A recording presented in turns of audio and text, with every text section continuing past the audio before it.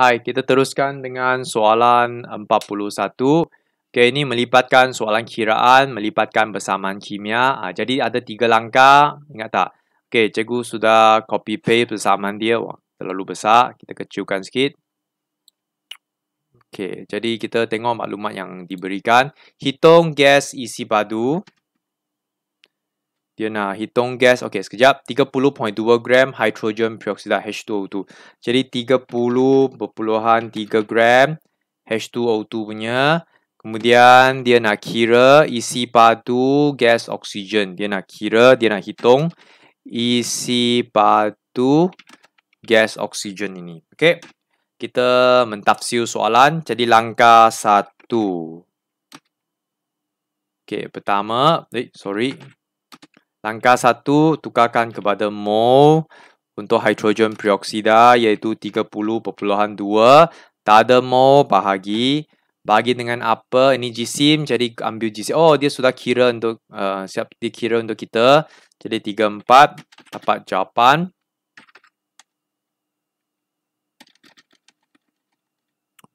Berapa jawapannya? Sekejap. Okey, saya dapat 0.89. Seterusnya langkah 2 nisbah. Okey, iaitu 2 mol H2O2, 2 mol huruf besar H2O2. Okey, menghasilkan tanda nombor iaitu 1 mol O2. Okey, jadi kesimpulannya ini copy balik. Kesimpulannya 2 menjadi 1. Okey. Jadi 2 tukar jadi 1, cut into half, 0.89 bahagi 2 iaitu 0.445. Okey, mol ini mol oksigen. Jadi ambil balik mol ini. Langkah 3. Langkah 3. Okey, sudah ada mol 0.445, ada mol darab. Darab berapa? Isi padu. Nak cari isi padu, guna isi padu molar, iaitu jawab dengan 24. Okey, jadi sepatutnya akan dapat jawapan A. Okey. Betul? Soalan C. Soalan C susah. Ini pening sikit. Okey, kita terangkan perlahan-lahan. Okey, konsep pertama belajar kena tahu ialah terminal negatif memberitahu kamu maklumat dia berada di atas. Elektron ini ada di atas. Terminal negatif menunjukkan elektron ini ada di atas. Negatif atas. Okey, kemudian kita akan susun. Okey, saya lebih suka menyusun yang wotan dia paling besar dulu. Kalau wotan dia lebih besar, maka jarak dia antara dua logam adalah lebih jauh antara satu sama lain. Z atas. Jadi Y bawah sekali. Y di bawah. Okey, ini jarak dia.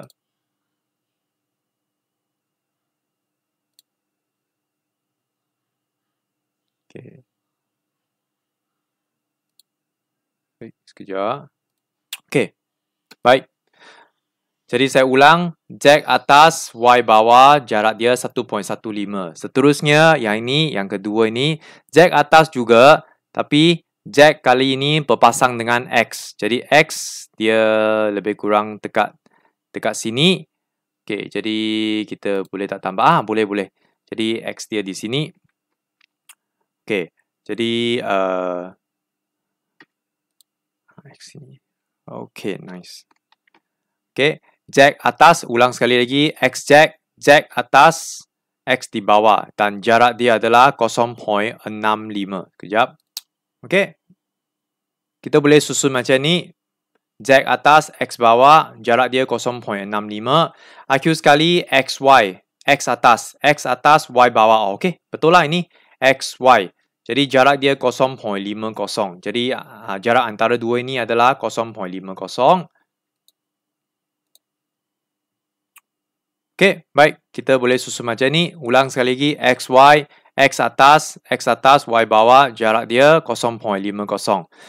Akhirnya ikut tertib menurun. Z, X, Y. Okey, jawapannya A. Baik, kita teruskan. Yang ini adalah pentitratan asid. Ini larutan kalium hidroksida. Okey, yang manakah betul? Warna berubah daripada merah jambu kepada tidak berwarna. Betul. Phenolphthalein. Pink to colorless. Betul. Satu sudah betul. Isi padu asid yang digunakan adalah 30. Ini salah. Kerana diberita pacaran awal biuret adalah 5, pacaran akhir biuret adalah 30. Jadi berapakah isi padu asid yang telah digunakan? Tolak. Betul. 30 tolak 5. Jadi jawapannya adalah 25 asid sulfurik yang telah digunakan. Bukan 30.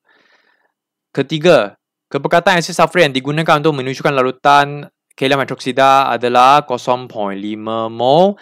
Okey, 3 pun salah. Okey, kenapa salah? Ya, tak nampak. Okey, jadi okey, salah sebab alkali dia 0.5, 25.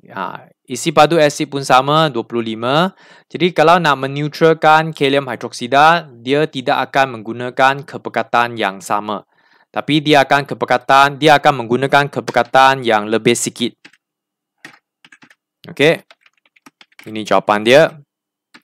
Okey, kenapa kita gunakan kepekatan yang lebih sikit? Kerana asid sulfurik adalah bahan yang pekat-pekat ataupun 2 kali ganda ion hidrogen. H2. H ada 2. Jadi kerana dia adalah bahan yang pekat, maka kita perlu dalam kuantiti yang sikit saja. Okey, ataupun kepekatan dia kita cut into half. Okey, jadi 2 dengan 3 salah. Okey, tapi tak apa kalau ketiga ini belajar tak dapat kira, sekurang-kurangnya boleh tengok yang akhir sekali. Hasil tindak balas kalium sulfat dengan air itu betul. Jadi jawapannya 1-4 adalah betul. Okey, soalan 4-4, soalan kiraan apakah kadar tindak balas purata dalam minit kedua. Jadi dalam minit kedua adalah 120 saat. Kita akan tolak dengan minit sebelum ini. Jadi itu tolak minit pertama, iaitu tolak 60. Jadi 36 tolak dengan 24.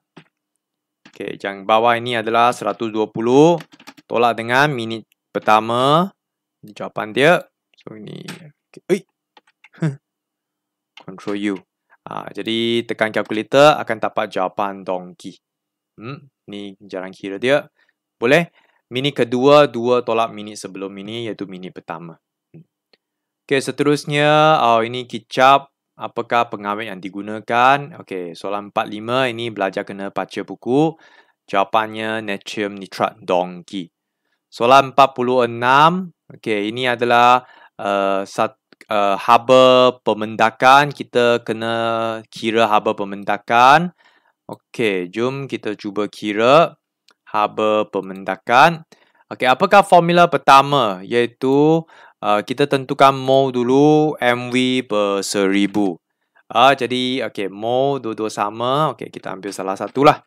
Ini kaedah tak betul tapi ini kaedah yang paling senang. Okey, tak apa. Okey, kemudian okey, baik. Mol mendakan yang dihasilkan adalah 0.0125 mol. Lepas itu, kita tentukan haba yang telah dibebaskan. Okey, M adalah 25 tambah 25.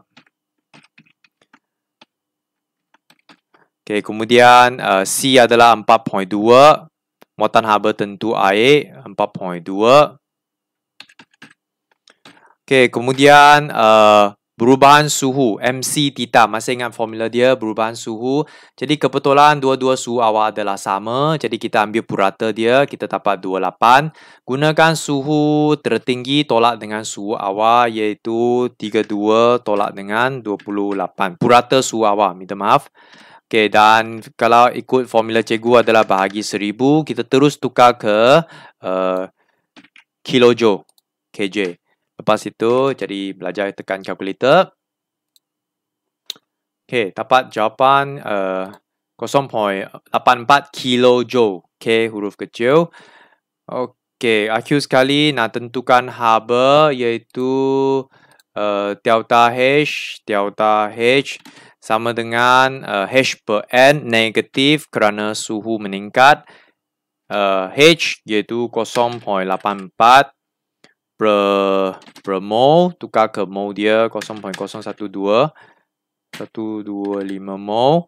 Jadi tekan kalkulator akan dapat jawapan dia adalah boy. Jawapan dia boy. Okay, pelajar cuba buat.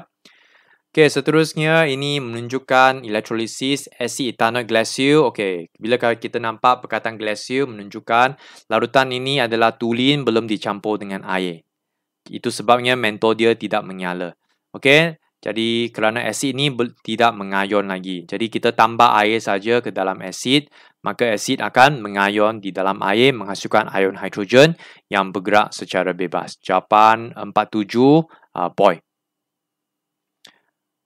Okay, seterusnya ini adalah nak kira pilih baja yang manakah lebih baik. Jadi kita kena kira peratus nitrogen yang paling tinggi. Okey, saya tunjuk sekali saja, yang lain saya bagi jawapan ataupun kamu kira sendiri. Okey, bagaimana kita nak kira peratus nitrogen? Jadi kita tengok ada berapa nitrogen di sini. 1, 2. 2 nitrogen. Jadi nitrogen adalah 14. Ini senang, ini macam matematik. Kemudian kalau peratus, jangan lupa darab 100 nanti. Kemudian bahagi dengan bahagi dengan keseluruhan dia iaitu N. Okey, ini kita bahagi dengan semua. Jadi N 14 campur H1, 1 darab 4 campur N 14 kemudian tambah O3, 16 darab 3. Okey, jadi kita sepatutnya dapat okey, kita akan dapat satu jawapan. Lepas itu kena tentukan semua peratus nitrogen. Lepas itu ambil peratus nitrogen yang lebih tinggi. Kita akan dapat 46.67 adalah paling tinggi. Maka ini adalah baja yang dipilih. Okey, yang lain kira sendiri, tekan kalkulator. Okey, 49 tindak balas antara zinc berlebihan dan asid menghasilkan 20 cm padu hidrogen dalam 10 saat. Tindak balas ini lengkap dalam 1 minit dan isi padu maksimum dia adalah 40. Apakah kadar tindak balas purata pada 10 saat? Kita ambil 10 saat, isi padu dia adalah sebanyak 20. Jadi senang saja 20 bahagi dengan masa. Ingat kalau kadar tindak balas, masa letak di bawah, bahagi dengan 10 saat. Jadi akhirnya dapat jawapan dia C. Okey, akhir sekali ini adalah tindak balas YouTube tube U. Okey, jadi dua bahan kimia telah digunakan.